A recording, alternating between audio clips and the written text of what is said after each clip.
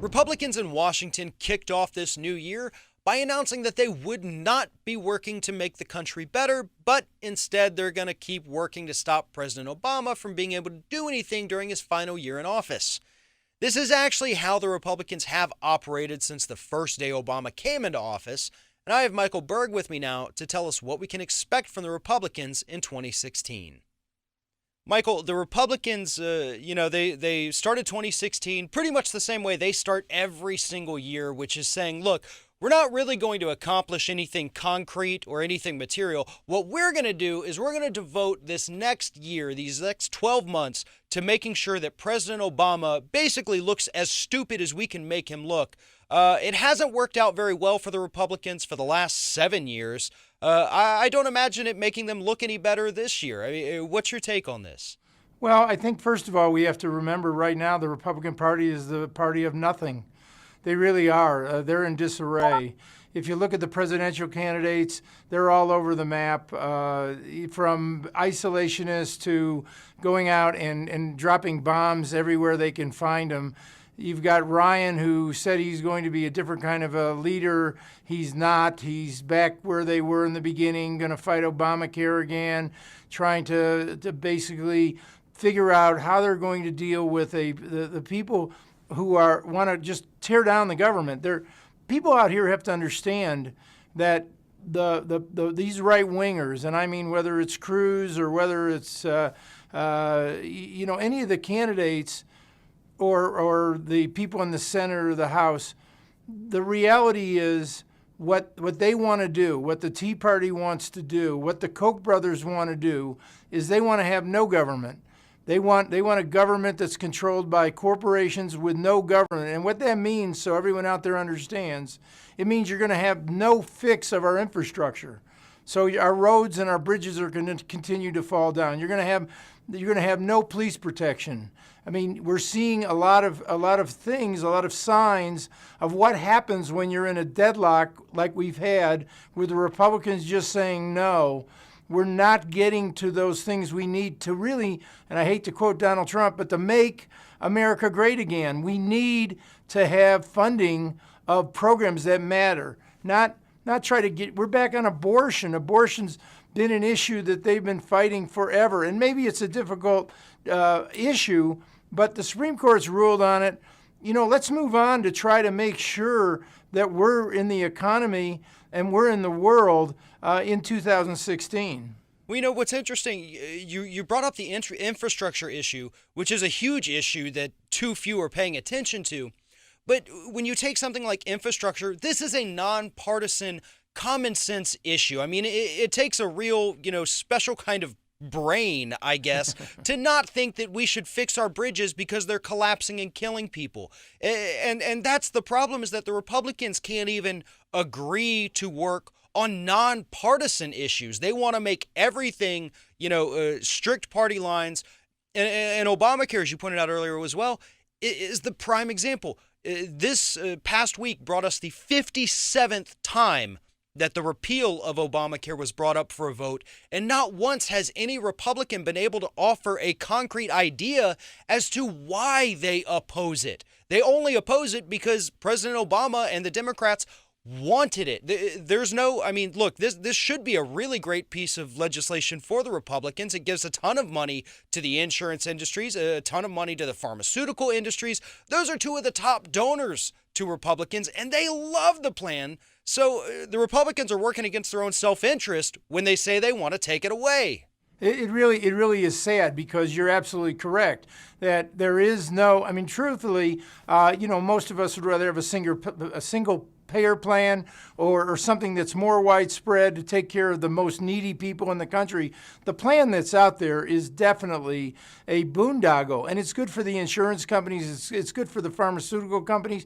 And when you look at it, they really don't have any real argument as to what's wrong with it. They're just grasping at straws. The other problem that people have to understand, and we need to get the Republicans out. Let's get them out of Congress. Let's get them out of the Senate. Let's rally progressives or even conservatives, Republican moderates. Get these people out of office, because look at the problems we're having right now. We have flooding in January.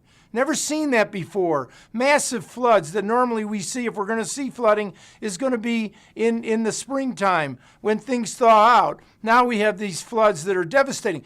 Billions and billions of dollars are going to go for relief of the people who are being left homeless. And no one's really talking about how we're going to try to have a fix as best we can to what's going on with regard to the climate change. They're continuing to dig in. They're back in the 1960s talking about abortion. They're back in what they've been doing for the last 3 or 4 years, talking about Obamacare. Let's move on. We've got lots of problems in this world that need to be fixed. And they're the party of doing nothing. And so whether you're a Republican or whether you're a Democrat, whether you're an independent, let's get these Republicans out of office so that the Democrats, whom maybe they won't do any better, but my position is let's get somebody who's going to try to do something. We need to balance the budget. I think, the Clinton administration's the last administration we had that balanced the buttons. How did we get out of the balance? Bush. We had wars we didn't pay for.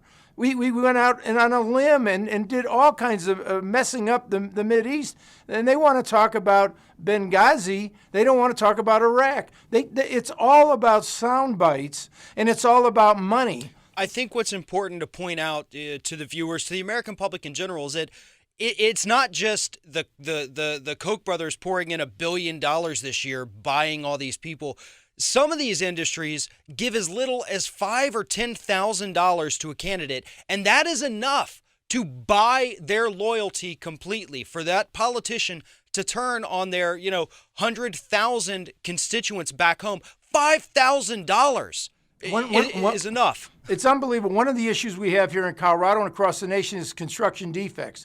We represent people whose homes are built poorly, they fall down, they crack, they roll into the side of the mountain, they have soils problems, and there is a move afoot. And they're doing it in every state legislature, in every municipality, to stop homeowners. Everyone out there is a homeowner. They're trying to stop you to have the right to sue your contractor. Get out, in network, stand up, and start screaming, we're not going to take it anymore.